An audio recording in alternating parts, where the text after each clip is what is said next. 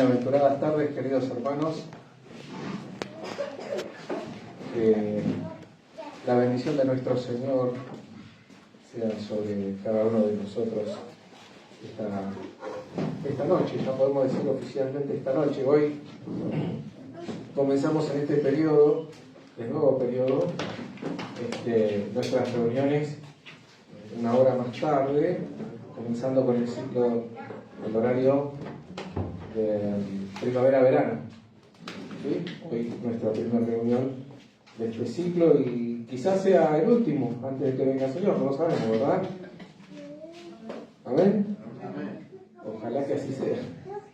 Ojalá que así sea, que el Señor venga pronto. ¿Cuántos aman su venida? Amén. Bien, ese es el espíritu, amar la venida del Señor, y sabemos que esto va a ser así, ¿no? Esta temporada es bastante particular, ¿no? Se caracteriza por la esperanza, ¿no? Tenemos las estaciones del año. ¿Cuáles son? A ver. Primavera, verano, ¿qué más? Otoño, invierno. Y generalmente un día como hoy se dice feliz primavera, ¿no? ¿Sí o no? Feliz día de la primavera, feliz primavera, ¿no? ¿Sí o no? ¿Han escuchado alguna vez? También es el día del estudiante, sí, acá. Y es raro que digan feliz invierno, ¿no? O feliz otoño. ¿No? Sobre todo en latitudes como en la que está nuestro país, donde hay climas, digamos, bastante diferenciados, no digamos extremos, pero sí se diferencia bastante el invierno del verano, ¿verdad? Tenemos temperaturas altas en verano y bastante bajas en el invierno, y un clima bastante cambiante. Entonces la creación, la naturaleza, se manifiesta de maneras particulares, ¿no? Hay países que son tropicales, que todo el año prácticamente viven de una manera similar, y hay países que son que tienen temperaturas invernales para nosotros todo el año, ¿no? Depende de la ubicación, pero nosotros particularmente se diferencia bastante, ¿no? El invierno de la primavera, y vemos eso reflejado en la naturaleza, ¿sí o no? ¿Sí? ¿Y qué tiene de diferente la primavera? Flores, ¿no? Hay como una esperanza, ¿no? Como un renacer, ¿sí o no? ¿Sí? Nacen animalitos, porque, bueno, en los primeros meses empiezan a tomar la fuerza como para soportar, ¿qué cosa? El invierno. Si nacieran en invierno sería muy crudo, ¿no? Hablamos de pajaritos. No estamos hablando, no vamos a hablar de naturaleza o de cosas terrenales. Simplemente digo que hay como una esperanza de vida, empiezan a crecer los vegetales, las plantas, las flores, hay brotes nuevos, ¿verdad? ¿Sí o no? Y eso es lo que posiblemente nos da como una sensación de esperanza, ¿no? ¿Están de acuerdo con esto? ¿Sí o no? Bueno, nosotros tenemos una esperanza, ¿no? No es lo que vimos. Después se desarrolla el año y sigue igual. Y seguimos con las mismas penurias, seguimos con las mismas dificultades, ¿no? Pero tenemos como una esperanza como de que algo va a ser un poquito mejor, que se vienen los días lindos, ¿no? ¿Por qué? Porque se aproxima, ¿qué cosa? El verano. Después viene el verano en calor, no soportamos el calor, tenemos el aire prendido, ¿no? Pero la esperanza es eso que nos da ese bienestar o esa sensación de que vamos a estar un poquito mejor. Y la esperanza que tenemos nosotros es una realidad, ¿no? Y uno vive en el presente como ese adelanto, esas arras, ¿no? Que tenemos, de parte de Dios tenemos algo así, tenemos un sello, que es, ¿qué cosa? El Espíritu Santo, ¿verdad? ¿No? Tenés un adelanto, lo que podemos vivir. Acá en el que vivimos, no pertenecemos a este mundo, pero vivimos en este mundo y tenemos un adelanto de las cosas celestiales, ¿sí o no? Y eso es lo que nos da fuerza para vivir, eso es lo que nos sostiene, ¿no? Esa es la esperanza que tenemos, ¿no? El Señor miró lo que le fue puesto delante, ¿no? Y no tuvo en cuenta el padecimiento que le tocó pasar, la cruz, porque puso la esperanza en lo venidero, ¿verdad? Porque tiene fe, esa es la fe. ¿Qué es la fe? Lo vamos a ver más adelante en este libro que estamos estudiando. La fe es, ¿qué cosa? La certeza de lo que se espera, y ¿qué cosa? La convicción de lo que no se ve, de lo que no se ve. No quiere decir que lo vemos ahora en este mundo, no quiere decir que lo vamos a ver ahora terrenalmente. Eso a veces desalienta un poco a algunas personas, ¿verdad? Porque parece que nunca hubiese alcanzado y parece que el Señor retarda, ¿qué cosa? Su venida, retarda la promesa, ¿no? Pero Él, no es que Él lo retarda, sino que, ¿qué pasa? Que Él quiere que todos se arrepientan, porque estamos en un periodo especial. ¿Qué periodo? Un periodo de gracia, ¿no? En el cual no vamos a recibir el pago que merecen nuestros pecados, nuestras transgresiones, sino que estamos todavía a tiempo de recibir esa salvación, ese regalo de Dios. Estamos en un periodo de gracia. Vendrá el momento que ese periodo de gracia, ¿qué cosa? Se va a terminar, no va a estar más. Buscadle, dice la palabra de Dios, en tanto que ¿qué? Que pueda ser hallado. Él está ahí disponible. El Señor ya hizo la obra, ¿no? Ya el velo del templo se rompió y tenemos acceso a la intimidad con Dios, al lugar santísimo, y no necesitamos ya de ese sacerdote, lo estamos viendo en el libro de los Hebreos, de ese sacerdote, de ese mediador entre Dios y los hombres, para acercarnos confiadamente al trono, ¿no? Para estar en intimidad con nuestro Señor. Eso es un privilegio que tenemos que en este periodo de gracia, en este misterio que es la Iglesia, de poder estar en relación íntima con Dios. Aunque por algún tiempo tengamos que padecer, si es necesario, dice la palabra de Dios, ¿verdad? Por algún tiempo, si es necesario, tengamos que padecer un poco. Y las dificultades están, y pareciera como que nunca se concreta la promesa de Dios, pareciera como que está muy lejana, y a veces tenemos mal las expectativas porque el murmurador, el enemigo de nuestra alma, ¿qué hace? ¿Qué es? Él, por esencia, es mentiroso y padre de mentiras, y cuando habla mentiras de suyo, de su propia esencia, de lo que él es, habla, ¿y qué hace? Vende un evangelio que no es el genuino, una buena noticia que no es la auténtica. Dice el apóstol Pablo, si yo mismo o un ángel de Dios les predicara otro evangelio, sea qué cosa, maldito. Y hoy vemos que lamentablemente el enemigo ha ganado espacio en lugares que se hacen llamar iglesias, que no son la iglesia de Dios, donde se predica un evangelio falso, una falsa esperanza, se da una falsa expectativa a las personas de alcanzar determinadas cosas, generalmente terrenales para esta vida, ¿no? De salud, de bienestar, de quizás riquezas materiales, o quizás yo con riquezas no, pero con estar un poquito mejor me vendría bien. Tenemos esa esperanza de alcanzar algo. El hombre, el ser humano necesita, ¿no?, tener algo a lo que mirar al frente, porque el Señor nos puso esa necesidad de confiar, esa pequeña fe, ese tragaluz, ¿no? De mirar a través para poder alcanzar algo mejor. Por eso es que nos genera tantas cosas la primavera, por ejemplo. Por eso empezamos hablando de este tipo de cosas.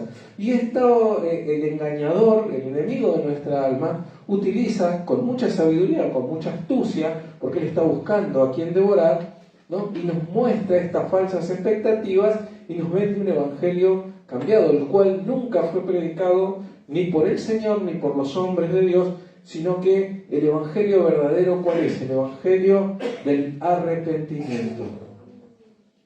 El evangelio del arrepentimiento. El cambio de mente.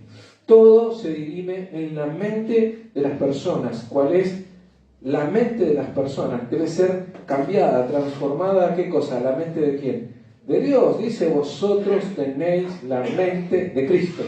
Nosotros tenemos la mente de Cristo. Tenemos cambiado los objetivos, no como el mundo ve las cosas, sino como la ven verdaderamente los hijos de Dios. Pero nosotros anhelamos cosas terrenales, sentirnos mejor, el bienestar, que nuestros seres queridos estén mejor, que tengan salud, o que tengan un pasar económico mejor, o no sé, que tengan, que se desempeñen, que sean, entre comillas, exitosos, ¿verdad? En esta vida, que es pasajera, que es un puntito en el tiempo, que es insignificante si la comparamos con la eternidad, ¿no? Así de engañoso es el enemigo. Y él es el príncipe de este mundo. ¿Por qué es el príncipe? Es el principal. ¿Por qué? Porque este mundo es toda una mentira. Y este mundo va a pasar, es pasajero. Y de nosotros, en algunos años ya ni siquiera memoria habrá.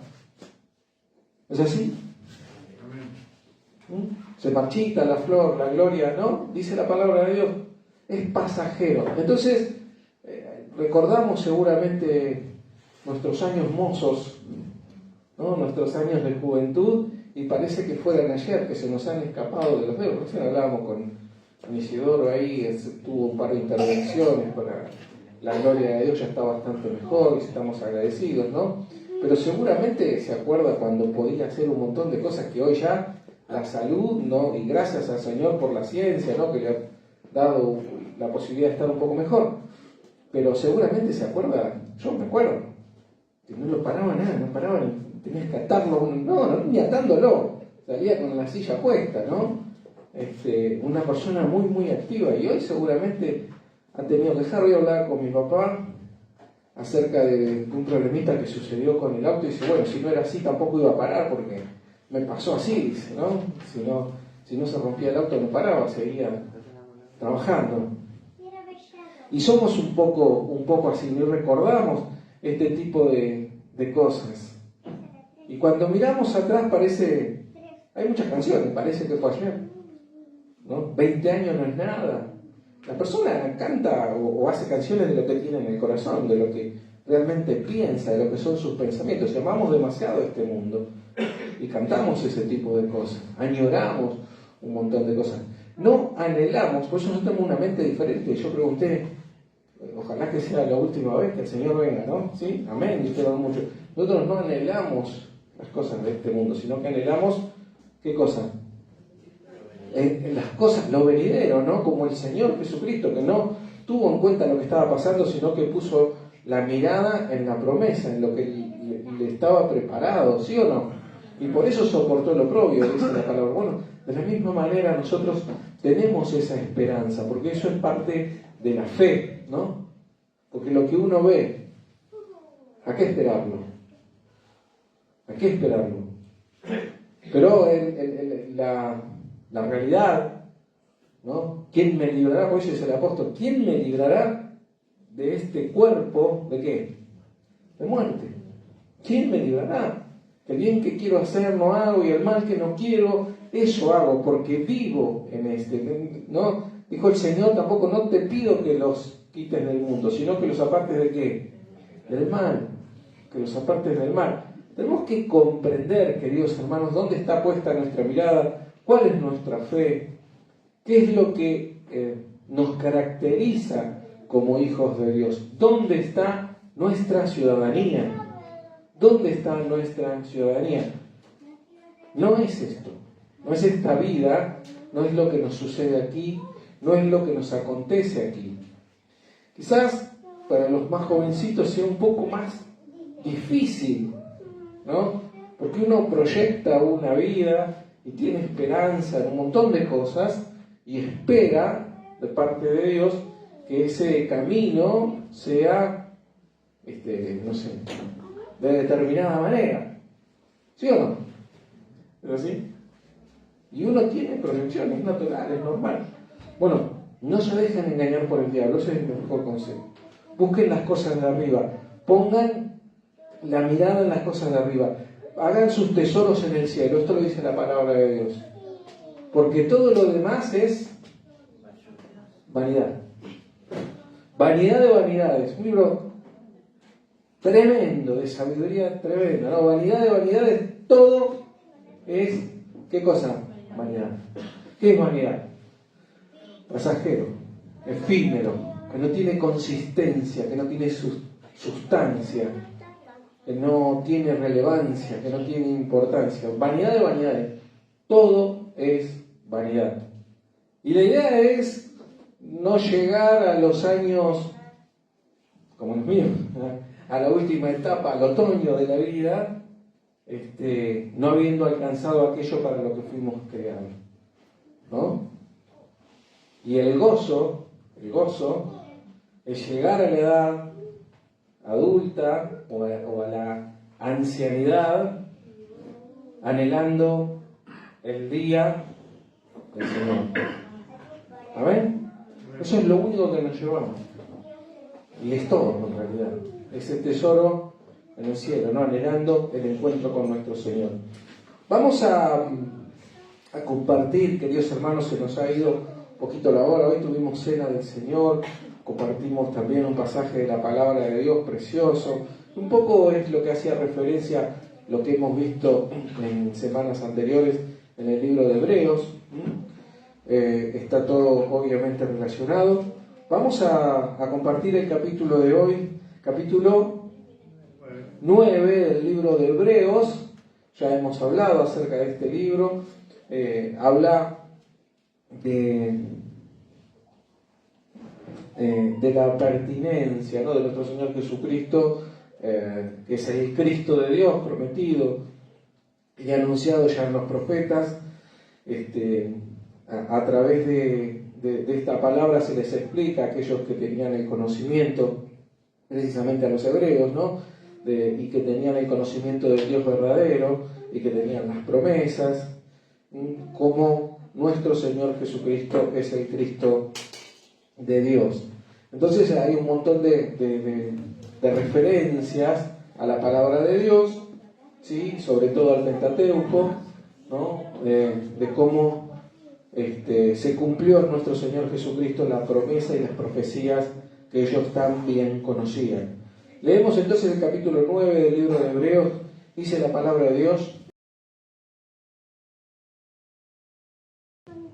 ahora bien, aún el primer pacto tenía ordenanzas de culto y un santuario terrenal, porque el tabernáculo estaba dispuesto así. En la primera parte, llamada el lugar santo, estaban el candelabro, la mesa y los panes de la proposición. Tras el segundo velo estaba la parte del tabernáculo llamada el lugar santísimo, el cual tenía un incensario de oro y el arca del pacto cubierta de oro por todas partes, en la que estaba una urna de oro que contenía el maná, la vara de Aarón que reverdeció y las tablas del pacto.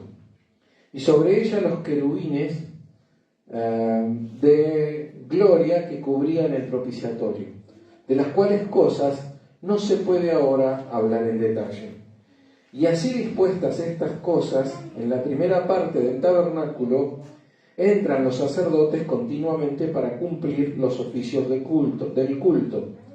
Pero en la segunda parte, solo el sumo sacerdote, una vez al año, no sin sangre, la cual ofrece por sí mismo y por los pecados de ignorancia del pueblo, dando el Espíritu Santo a entender con esto que aún no se había manifestado el camino al lugar santísimo, entre tanto que la primera parte del tabernáculo estuviese en pie, lo cual es símbolo para el tiempo presente, según el cual se presentan las ofrendas y sacrificios que no pueden hacer perfecto en cuanto a la conciencia al que practica ese culto, ya que consiste solo de comidas y bebidas, de diversas abluciones y de ordenanzas acerca de la carne, impuestas hasta el tiempo de reformar las cosas.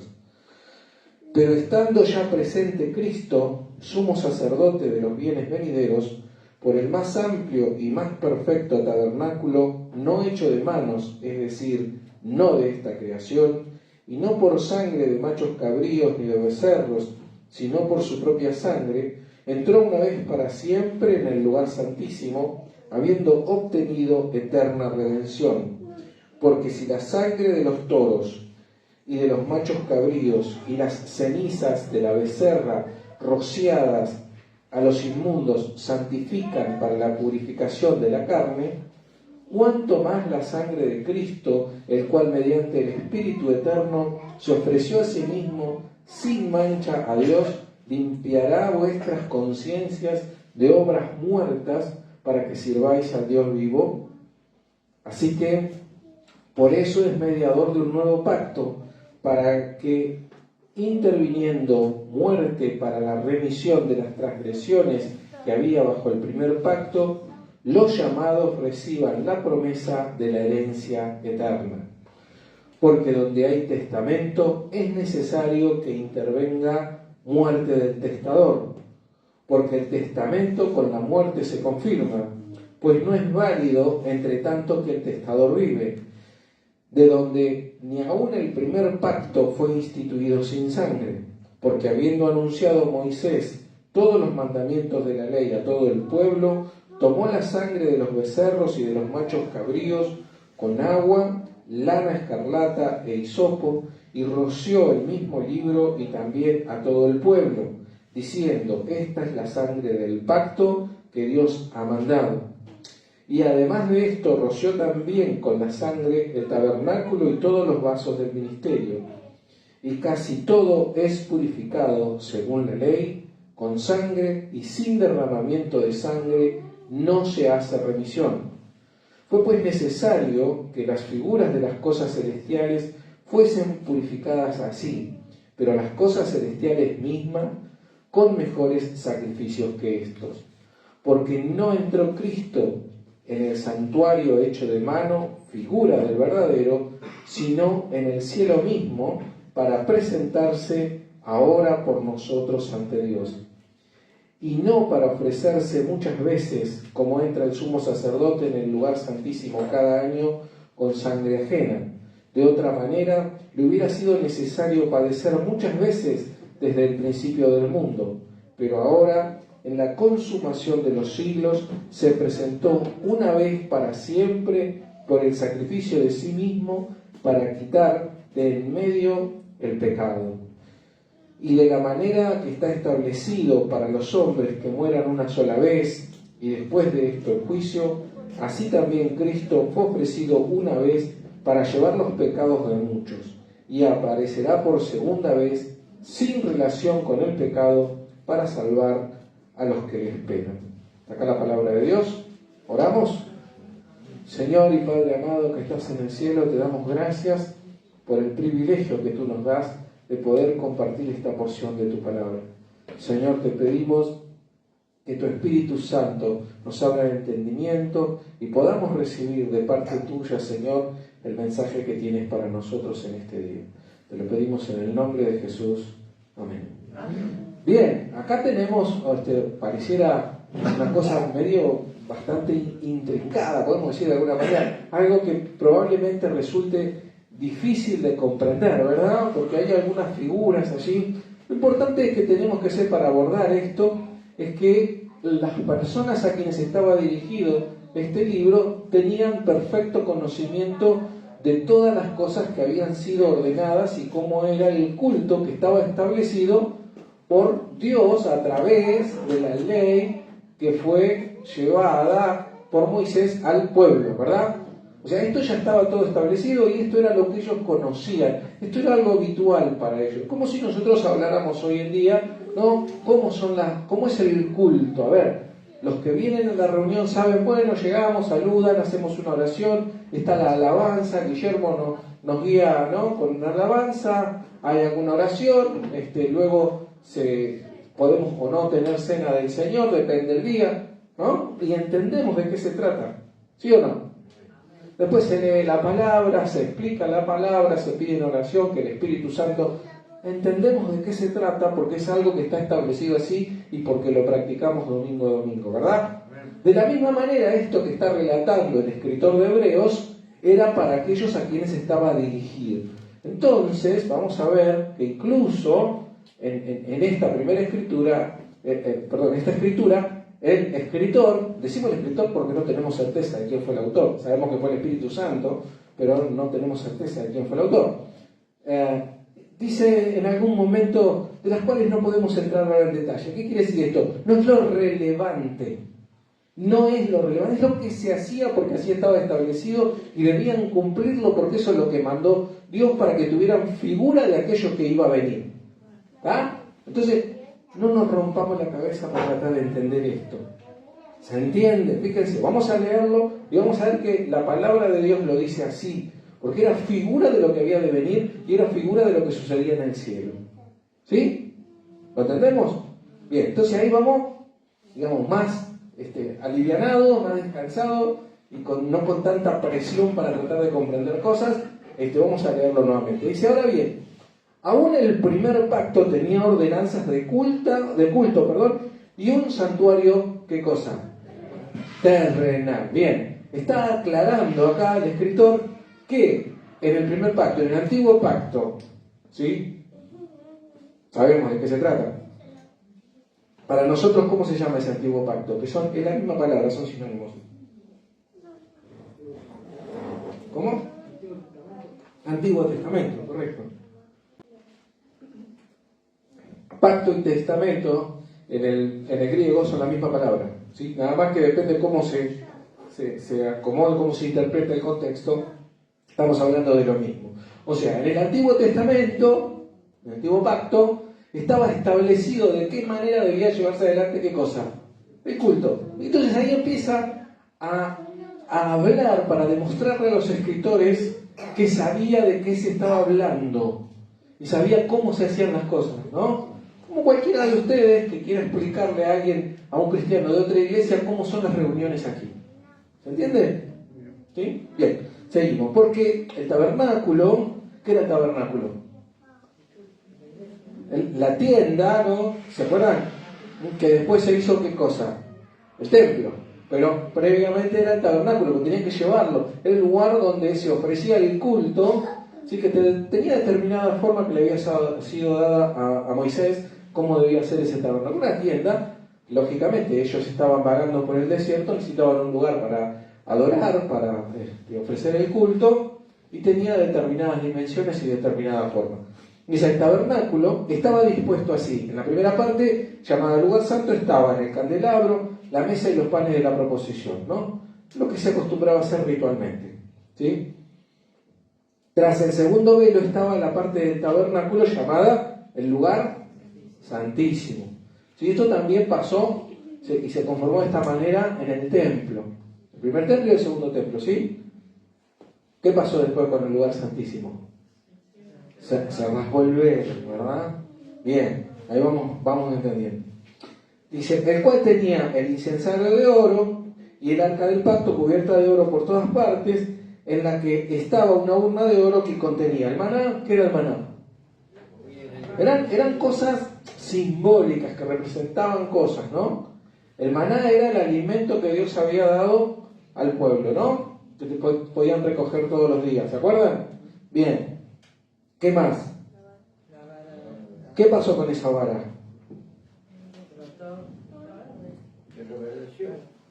Sí. El maná, la vara de Aarón que reverdeció. ¿Qué pasó con esa vara? ¿Se acuerdan? Fue elegido. Esa vara golpeó a la piedra y salió. No, esa era otra. Esa era de Moisés. Era seca y brotó. Brotó, reverdeció y dio fruto, ¿no? Pero ¿qué significaba eso? Eran los elegidos, ¿no? La casa de Leví, ¿sí o no? ¿Para qué? Para que fueran los que ministraban en los cultos, digamos, ¿no? Entonces fueron los sacerdotes, ¿sí? Y así el Señor, cada una de las familias, representando a cada una de las tribus, llevó una vara, las 12 varas, la que reverdeció fue la de... bien, sabemos de qué se trata, no hace falta entrar en detalle en eso. ¿Qué más? Las tablas del pacto, ¿sí? Las tablas, esas que... Ese sí era Moisés. Ese era Moisés. Las primeras, las que escribió el Señor con su dedo, él las rompió cuando vio el pecado del pueblo y después Él escribió en las tablas nuevamente. Todos estos eran símbolos de la presencia de Dios y de lo que Dios había hecho por el pueblo, Jehová, ¿verdad? Y ellos lo guardaban como reliquias o como recordatorio. En realidad es para un recordatorio de cómo Dios se había manifestado para ellos. Porque nosotros, si no nos están recordando todo el tiempo, nos olvidamos de todo lo maravilloso que Dios hizo en nuestra vida. No es que Dios necesita esas cosas para ser adorado, para no sé, para ensalzarse a sí mismo, aunque lo merece y le corresponde, pero sino para recuerdo nuestro, ¿sí? Para tenerlo presente constantemente. Por eso también hacemos la cena del Señor. Entonces estaban estas cosas para que el pueblo no olvidara y no se desviara, ¿sí? Y estuviera la adoración a Dios. Bien. Y sobre ella los querubines de gloria que cubrían el propiciatorio, de los cuales cosas no se puede hablar ahora en detalle. ¿Está? Eso es lo que decíamos recién. No tiene demasiado sentido hablar ahora en detalle, pero sí que las conocía y sí que las tenían todos en mente, ¿sí? Y así dispuestas estas cosas en la primera parte del tabernáculo, entran los sacerdotes continuamente para cumplir los oficios del culto. En ese lugar entraban los sacerdotes para llevar adelante el culto de adoración. Pero en la segunda parte, solo el sumo sacerdote, una vez al año, no sin sangre, la cual ofrece por sí mismo y por los pecados de ignorancia del pueblo, dando el Espíritu Santo a entender con esto que aún no se había manifestado el camino al lugar santísimo, entre tanto que la primera parte del tabernáculo estuviese en pie. Hablamos bastante ya de sumo sacerdote. ¿Se acuerdan que Jesucristo es el sumo sacerdote eterno según el orden no de Aarón, o de Leví, sino de qué? De Melquisedec, no por la ley, sino por la fe. Y Él es el que intercede eternamente por nosotros, ¿sí? Todavía estaba la primera parte, si estaba la primera parte en pie, o sea, el lugar santo, había un lugar santísimo en ese momento. Está dando un detalle de cómo funcionaba la cosa. Dice, estuviese en pie, lo cual es símbolo para el tiempo presente, según el cual se presentan ofrendas y sacrificios que no pueden hacerse perfecto en cuanto a la conciencia al que practica ese culto. No puede limpiar constantemente. ¿Por qué? Porque constantemente hay que ofrecer la sangre, las ofrendas. Cada año tiene que entrar el sumo sacerdote, tienen que ofrecer las mismas cosas los sacerdotes. Entonces como que siempre, nunca alcanza, que es así, ¿verdad? Sin embargo, el sacrificio de nuestro Señor Jesucristo fue uno y para siempre, y es suficiente, consumado es, ¿verdad? ¿Sí o no? Bien, esto es lo que está explicando en estas palabras. Ya que solo consiste en comidas, dice la palabra de Dios, y bebidas y diversas abluciones. Abluciones son lavamientos, ¿no? O sea, purificación del cuerpo. O sea, está hablando de ¿qué? De simbología. ¿Sí? En realidad, la remisión de pecados solamente se hace, dice la palabra de Dios, a través de ¿qué cosa? Derramamiento de sangre. Y sin derramamiento de sangre no hay remisión de pecado. Para no pagar con vida, con nuestra vida, se mataba ¿qué cosa? Un animal, para que tuvieran la figura y la explicación de lo terrible que es el pecado en nuestras vidas. ¿Sí o no? Pero siempre el perdón viene a través de ¿qué? De la fe, o sea, del derramamiento de sangre. Uno cree en eso, pero constantemente había que... ¿Por qué? Porque no alcanzaba para limpiar de pecado, porque no era la sangre perfecta de nuestro Señor Jesucristo, el único digno, ¿verdad? Bien, sigue explicando estas cosas. No sé dónde me quedé. Perdón, bebidas y diversas abluciones, purificaciones, ¿no? Y ordenanzas acerca de la carne, impuestas hasta el tiempo de reformar las cosas. Y estaba impuesto por Dios, o sea, lo hacían en obediencia a Dios, hasta el tiempo que llegara el momento de reformar estas cosas. Eso ya no lo practicamos más, ¿verdad? Amén. Bien, eso no es que tenemos que hacer ese tipo de cosas ahora. Pero estando ya presente Cristo, sumo sacerdote de los bienes venideros, por el más amplio y más perfecto tabernáculo, no hecho de manos, quiere decir no lo hicieron personas, seres humanos, es decir, no de esta creación, sino de la otra creación, la creación divina, de la parte celestial, o sea, el tabernáculo que vio Moisés y se le dio el ejemplo de lo que tenía que hacer. ¿Recuerdan?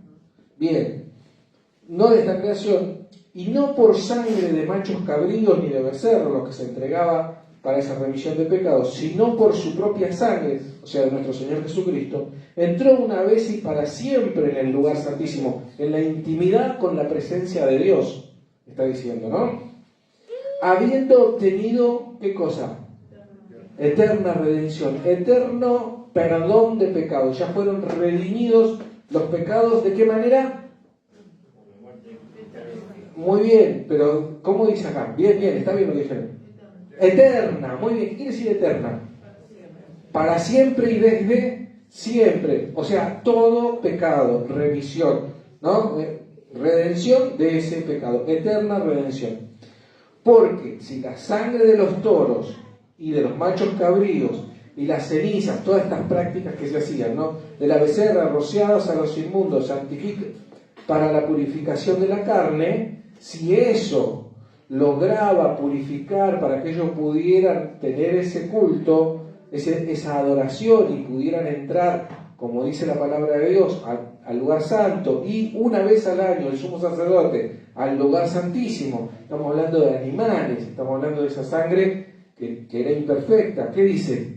Cuanto más la sangre de Cristo, el cual mediante el Espíritu Eterno se ofreció a sí mismo sin mancha a Dios, limpiará vuestras conciencias de obras muertas para que sirváis al Dios vivo. ¿Se entiende? No es tan complejo. Si aquello servía para lavar, para limpiar, para permitirles entrar al lugar santo y también al lugar santísimo, ¿cuánto más la sangre de Cristo no lo va a hacer eternamente para limpiarnos nuestras conciencias del pecado? ¿Verdad? Amén. ¿No sabéis que somos templo del Espíritu Santo de Dios? Somos dignos porque Él nos dignificó, somos santos porque Él nos santificó, ¿sí? Somos justos porque Él nos justificó, somos santos, somos dignos y todo a través de la sangre. Él hizo la obra perfecta en la cruz del Calvario. Dice la palabra de Dios: de sus pecados no me acordaré más. Yo voy a ser propicio a ellos. Veíamos la semana pasada, ¿se acuerdan? Él es propicio a nuestros pecados. ¿Y por qué? Porque los demás, dice, ellos transgredieron, se olvidaron y yo me desentendí de ellos. Por eso voy a hacer un nuevo pacto. ¿Se acuerdan? Que decía así. Y ahí no voy a tener en cuenta sus pecados. ¿Por qué? Porque van a fallar. Entonces yo voy a hacer un pacto. ¿Se acuerdan que yo les di el ejemplo del alquiler? ¿Se acuerdan? Bueno, es así. Usted está hablando de esto, ¿no? Dios vivo. Así que por eso es mediador de un nuevo pacto, un nuevo testamento, ¿no? Para que interviniendo la muerte para remisión de las transgresiones que había bajo el primer pacto, los llamados, o sea, nosotros, reciban la promesa de la herencia para que podamos recibir. De otra manera no la podríamos recibir, ¿verdad? Dice, así que, perdón, ya lo leí eso. La Eterna dice, porque donde hay testamento es necesario que intervenga muerte del testador, ¿verdad? ¿Qué quiere decir esto? O sea, entendemos, ¿no? ¿Se acuerdan del hijo pródigo que le dijo al padre: dame la parte de herencia que me toca? ¿Qué le había dicho? Me gustaría que esté muerto, ¿no? Así yo puedo llevar mi parte. ¿Cuándo hereda a alguien algo? Cuando muere, ¿verdad? Cuando muere el padre o el que vaya a heredar. El testador, el que pone, dejo todos mis bienes, acá en Argentina no sé, pero sabemos de qué se trata eso, ¿no? Dejo todos mis bienes al gato, ¿no? Para que el gato reciba todo, ¿qué tiene que pasar? Tiene que morir el que es el dueño, que dejó el testador, ¿no? Bien, es necesario que intervenga muerte del testador. El que deja las cosas, ¿qué tiene que hacer? Morir. Bien. O sea, para que pueda traspasar sus bienes, su herencia, tiene que ¿qué? Morir. Tiene que morir. Para imputar su justicia, él debía ¿qué? Pagar el precio de esa justicia a través de ¿qué? Derramamiento de sangre.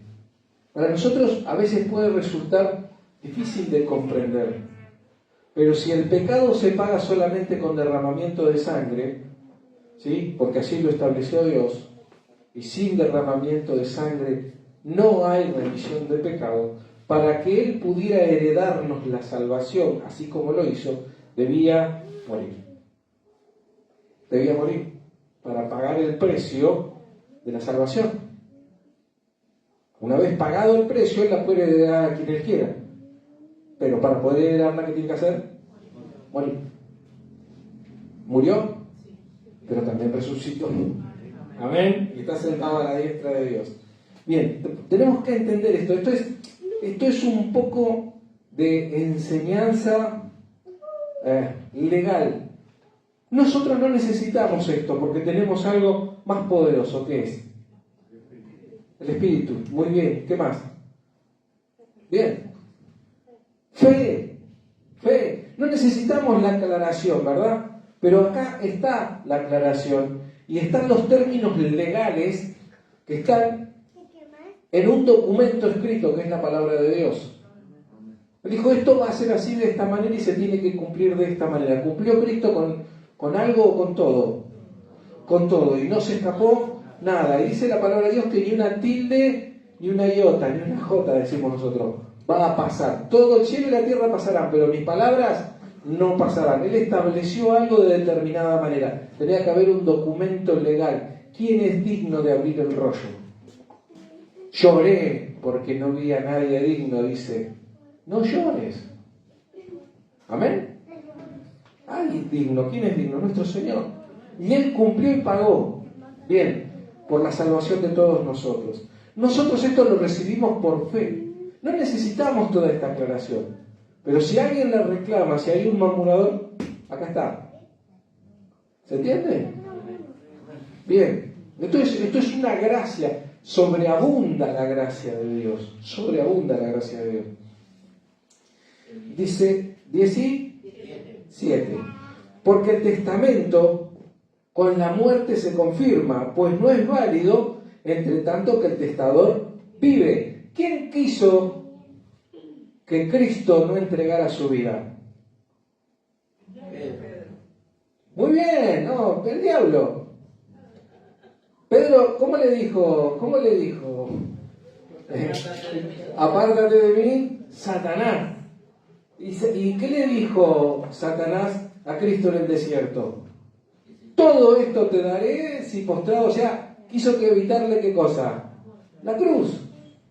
Y Pedro le dijo, en ninguna manera esto, apártate de mí, Satanás, porque no tienes la mira, tengo que cumplir con esto, no se puede buscar un atajo, evitar algo, hay que cumplir con el propósito de Dios. No es válido tanto que el testador vive, de donde ni aún en el primer pacto, ni siquiera lo que fue figura del Cristo que había de venir, el Antiguo Testamento, ¿no? Dice, fue instituido sin sangre, ni siquiera ese que era simbólico, que estaba representando algo, ni siquiera ese dejó de exigir sangre, ¿se entiende? Porque podría haber dicho, bueno, hagan de cuenta, imagínense que esto es sangre y rocíen agua para simbolizar la sangre. ¿Podría haber sido válido eso? Podría, si el Señor lo establecía, ¿no? Hoy nosotros representamos la sangre de Cristo ¿con qué? Con vino, porque Él lo estableció así y nosotros lo creemos, ¿sí o no? Pero dice, ni siquiera ese, que era símbolo, que era una imagen, que era algo que estaba representando a nuestro Señor, fue instituido sin sangre. Fue instituido mía. ¿Se entiende? Entonces dice, ni siquiera ese, que podría haber sido, pero no fue. Se estableció sí con derramamiento de sangre. ¿Se entiende? Para que nos quede bien claro cuál era el significado y el precio que había que pagar.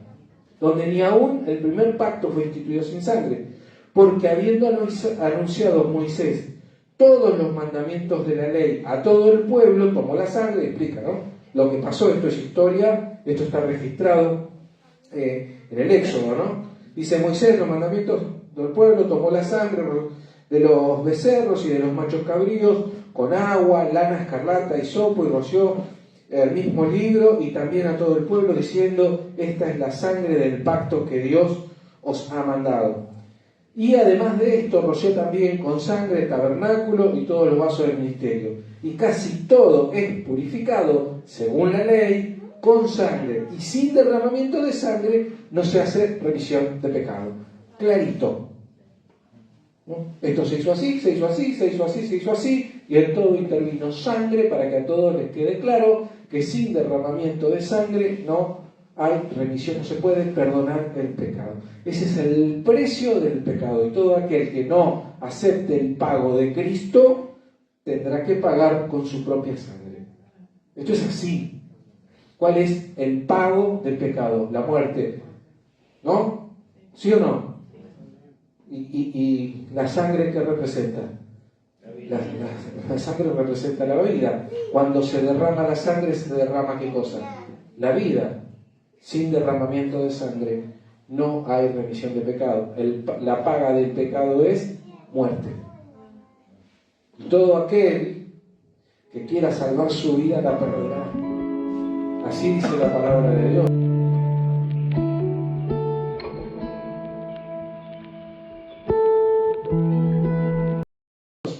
Por eso nos aferramos y aceptamos esa muerte vicaria. Vicaria quiere decir que reemplaza. Él murió por nosotros, Él murió por mí. Amén. Él murió por mí. Murió por cada uno de nosotros. Y pagó el precio de nuestros pecados. Lo cumplió, lo consumó. No hace falta otra cosa. Ya lo pagó Él. ¿Sí? Seguimos, no sé dónde me quedé, perdón. 23.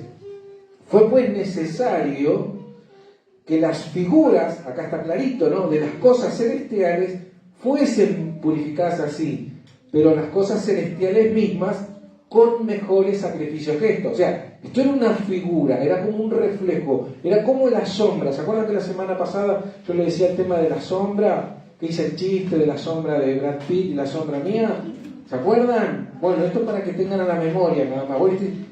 Eso se hacía como figura de las cosas celestiales, como un reflejo, como una sombra de lo que... Pero lo celestial, lo que hizo Cristo, que era lo verdadero, lo genuino, lo auténtico, lo que vale, lo que realmente vale, ¿cómo lo hizo?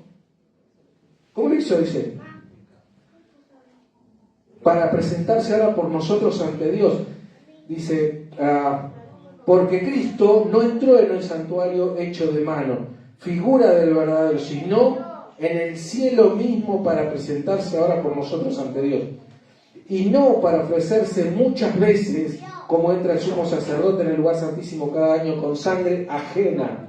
No lo hizo de esa manera. ¿Cómo lo hizo? Dice, de otra manera le hubiera sido necesario padecer muchas veces desde el principio del mundo, pero ahora en la consumación de los siglos se presentó una vez para siempre por el sacrificio de sí mismo para quitar del medio el pecado. Tremendo, maravilloso, clarísimo. No lo hizo como lo hace la figura del cielo, lo que representa el cielo en la tierra, en el tabernáculo hecho de manos. Cuando Él fue al cielo, lo hizo como lo que estaba reflejando lo que se hacía en la tierra. Lo hizo, entró en el cielo mismo y no llevó sangre de machos cabríos, sino que entregó su propia sangre. Se sacrificó a sí mismo y con eso nos purificó verdaderamente una vez y para siempre. Por eso es el sumo sacerdote y no lo tiene que volver a sufrir. Por eso no hay un nuevo sacrificio, dice el apóstol. Si el que pecare ya está, es el que se aparta de las cosas, no hay otro sacrificio. Ya está, ya lo hizo, una vez y para siempre. ¿Sí o no? Bien. Quitar de medio el pecado. ¿Qué quiere decir quitar de medio el pecado? Ya no tiene parte, ya el pecado no tiene incidencia, ya el pecado no cumple con su obra, con su objetivo, ya no tiene autoridad, no puede reclamar muerte el pago del pecado. ¿Por qué? Porque él ya murió y ya lo pagó. ¿Sí? Dice, en medio del pecado. Y de la manera que está establecido para los hombres que mueran una sola vez y después de esto el juicio, así también Cristo fue ofrecido una sola vez para llevar los pecados de muchos. Y aparecerá por segunda vez, ven Señor Jesús, ¿qué dice? Sin relación con el pecado. Ya no va a venir, porque ya está hecho, porque ya lo pagó, porque ya nos redimió del pecado, sin relación con el pecado. ¿Para qué? Para salvar a los que le esperan. Amén. Es claro, ¿verdad? Ahora, todo esto, ¿saben en qué se resume? Si les quedó alguna duda, si no entendieron bien, si hay fe. Fe. Esto simplemente aclara aquel que tiene algo que cuestionar acerca de esta salvación maravillosa. Aquel que diga, pero ¿cómo puede ser que Dios te perdone de todo pecado? ¿Cómo puede ser que la salvación no se pierda? ¿Cómo puede ser? Acá está clarito. El pago ya fue hecho. Amén. Se cumplió con todo lo establecido por Dios. No se dejó de cumplir nada. Fue suficiente para satisfacer la justicia de Dios. Es simplemente eso. ¿Quieren ahorrarse todo este paso? Créanle a Dios. Tengan fe, nada más. Queridos hermanos, que podamos recibir esto, que podamos... Traté de ir un poquito más rápido porque hoy había poquito tiempo, pero creo que está bastante más que claro porque la palabra de Dios es preciosa, es maravillosa y se interpreta a sí misma. Así que aniden sus corazones y que Dios los bendiga.